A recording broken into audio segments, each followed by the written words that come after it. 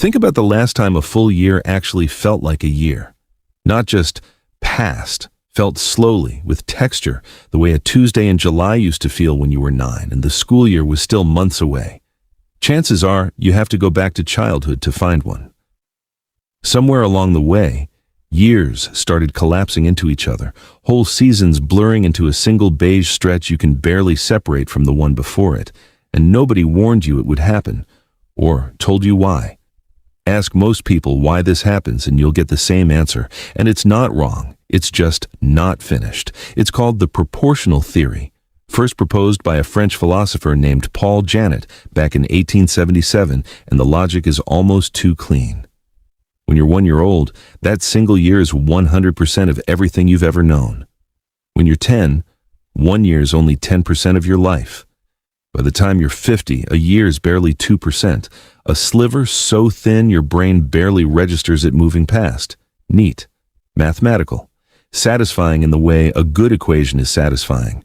And also, according to the people who've actually tested it, not the real answer.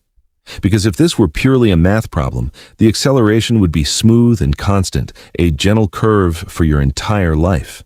That's not what people report. Most people describe time speeding up in bursts, staying oddly stable for stretches, then suddenly lurching forward, especially after a big change, a move, a breakup, a new job, then slowing right back down once life turns routine again. Math doesn't lurch. Something else is running this, so here's where it actually starts getting interesting. Your brain, it turns out, doesn't record time the way a clock does. A clock ticks at a fixed rate no matter what's happening around it.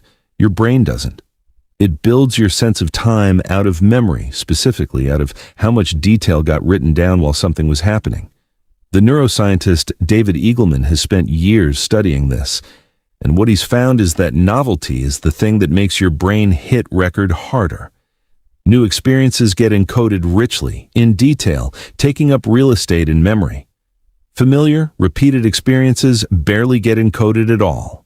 Your commute today probably won't exist as a distinct memory by next week, because your brain already has 1,000 nearly identical versions of it filed away and didn't bother making a new one.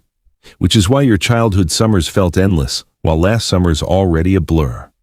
It's not that summer as a kid was actually longer. It's that almost everything in it was new. First bike, first sunburn, first best friend, and your brain was recording constantly, densely, in high definition.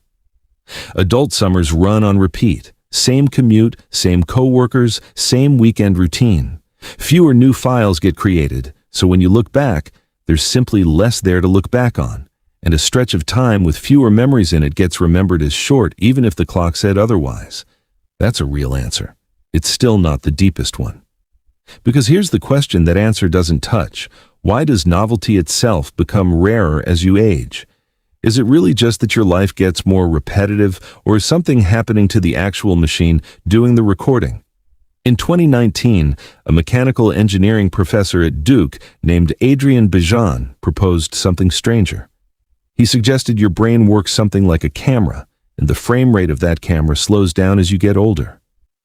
Your eyes move in tiny, rapid flicks called saccades to scan whatever you're looking at, and those flicks get measurably slower and less frequent with age. At the same time, the neural pathways carrying signals from your senses into your brain get physically longer and more complex as your brain grows and ages, which means the signals themselves take more time to travel.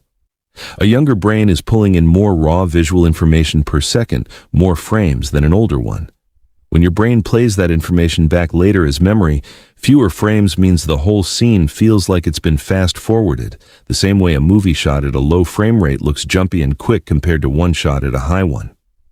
Then, in late 2025, researchers at Cambridge pushed this even further, and this part is recent enough that most people have never heard it. They scanned the brains of 577 people, ages 18 to 88, while all of them watched the exact same 8-minute Hitchcock clip and tracked how often each brain shifted between what they call distinct neural states, essentially how many separate mental moments each brain registered during those 8 minutes. Older brains switch states less often, fewer distinct moments stretched across the same 8 minutes. Researchers call this age-related neural dedifferentiation, And what it means in plain terms is that as you age, your brain's activity patterns start blurring into each other.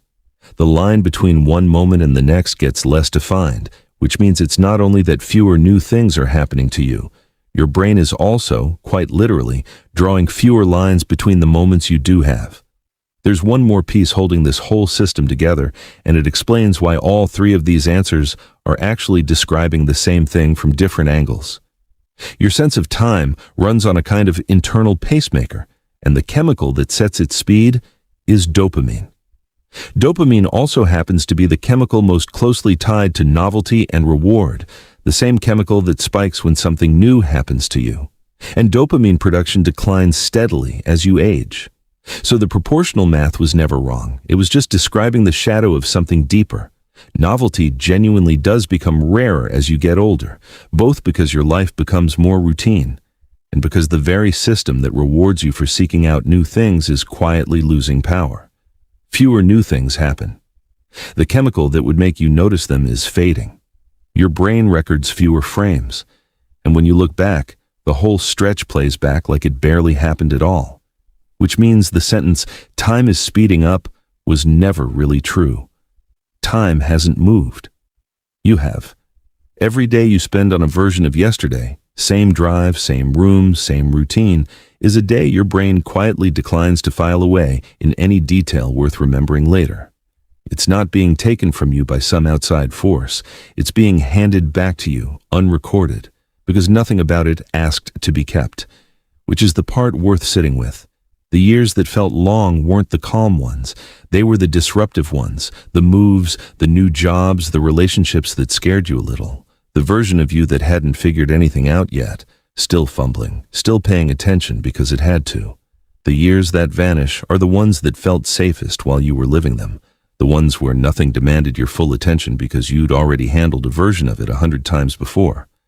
So the next time a week disappears without you noticing it happened, that's not just age doing what age does. That's your own brain telling you, as plainly as it knows how, exactly how long it's been since you let anything in. Not a scolding, just an honest readout.